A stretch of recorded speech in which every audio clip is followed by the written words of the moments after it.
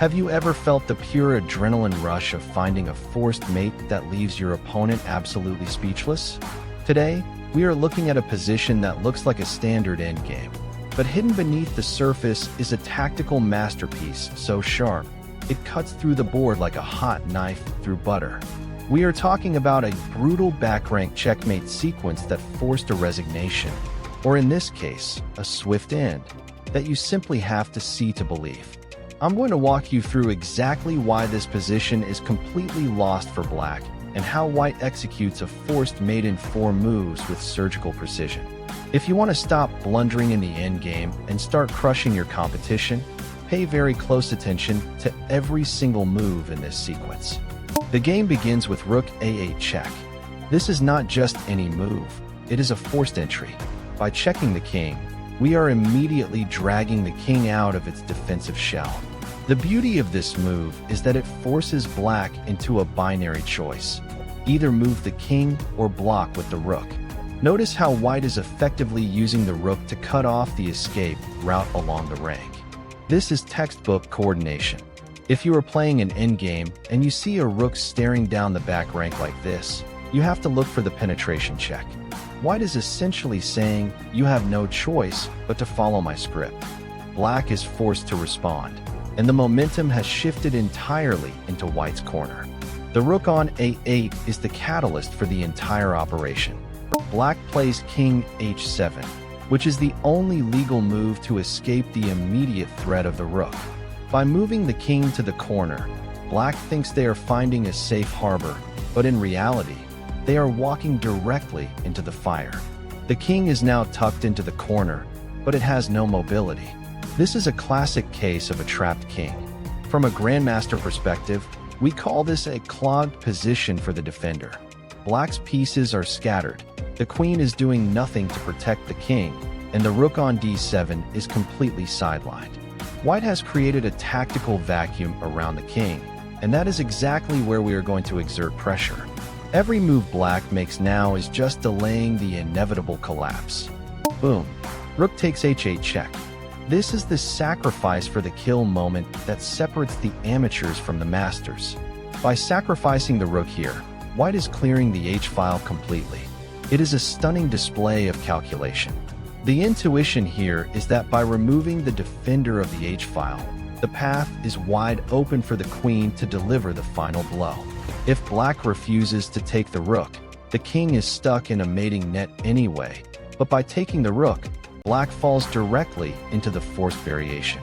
This is the ultimate poison piece scenario. You have to be absolutely cold-blooded to give up your strongest piece to reach a mate. But when you see the finish line, you calculate to the end and you pull the trigger without hesitation. This is high-level engine play. Black is forced to take with king takes H8. Notice the change in the board's atmosphere.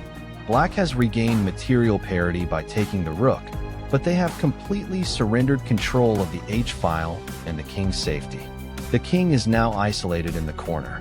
This is the moment where White's plan solidifies. Without the rook on H8, there is no one left to stop the queen from penetrating deep into the king's fortress. The square H8 is now a grave, not a sanctuary. The king is paralyzed, and for White, the victory is now just a matter of technique. When you see your opponent take a sacrifice like this, you have to be ready to execute the follow-through immediately. Don't panic, just follow the forced lines. Queen H6 check. This move is the heartbeat of the attack. By positioning the queen on H6, White is creating an inescapable threat. The king is in check, and because the queen is supported by the pawn on F6, the king has absolutely nowhere to run. The pawn on F6 is the unsung hero of this entire sequence. It guards the G7 square and controls the escape route for the king. The geometry here is perfect. The queen's power is amplified by the presence of the pawn. It is a beautiful synthesis of minor and major pieces working in total harmony. If you are learning how to attack, study this formation. A supported queen check is often the death knell for a king trapped on the back rank. Black is forced to play King G8 to escape the immediate check. But notice that even though the king has moved, it has gained nothing. It is merely running from one side of the fire to another. The king is now trapped between the pawns and the edge of the board. This is what we call passive defense versus active offense. White's queen is dominating the board, while black's pieces remain completely disconnected. The rook on d7 is still useless, and the queen on c4 is too far away to provide any defensive support. White has successfully orchestrated a total tactical collapse of the black position. There is nowhere left to hide. The endgame of this game is a masterclass in exploiting king's safety violations. And there it is, queen g7 checkmate. The final move.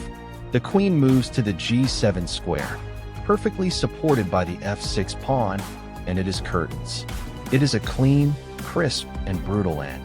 The king has no squares, no defenders, and no hope. This mate is the definition of efficiency. We did not need to use all our pieces. We only needed to use the right pieces in the right order. This game is a perfect reminder that chess is not about moving every piece. It is about finding the one sequence that renders the opponent's entire army irrelevant. This is what high-level chess is all about, identifying the weakness and striking with lethal intensity until the game is over. Phenomenal execution. That was an absolute clinic in tactical destruction.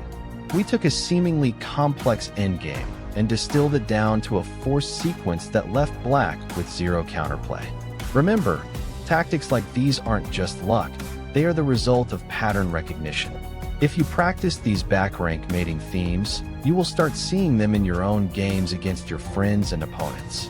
The more you study, the more you see the geometry of the board. I hope this breakdown helped you sharpen your tactical edge. Make sure to hit that like button and subscribe to Chess 64 Elite Academy right now for more elite chess content.